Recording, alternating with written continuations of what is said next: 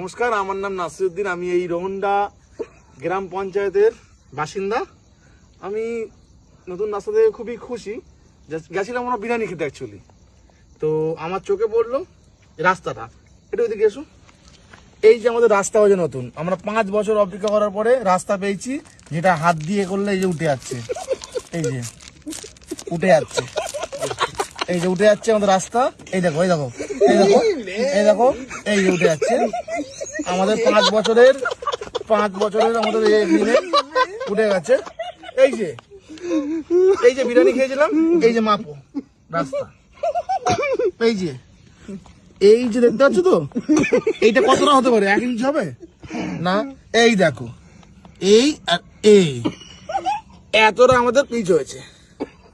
তার মধ্যে মাল এই যে পিচ কোথায় দেখি তো?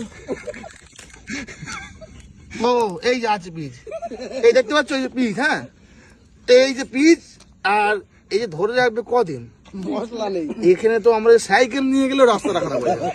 এই দেখো, এই দেখো, এই দেখো, দেখো টিচকুলোর থেকে রাস্তা খারাপ। এই দেখতে পাচ্ছ তলায় কোনো পিচ নেই, তার রাস্তাটা দাঁড়াবে কোথায়? তো মাননীয় রতিন ঘোষ মহাশয়ের অনুরোধ, দেখছো আমাদের ভিডিওটা, লাইক, সাবস্ক্রাইব, কমেন্ট করে দাও। ভোট আমরা টিএমসি দেবো।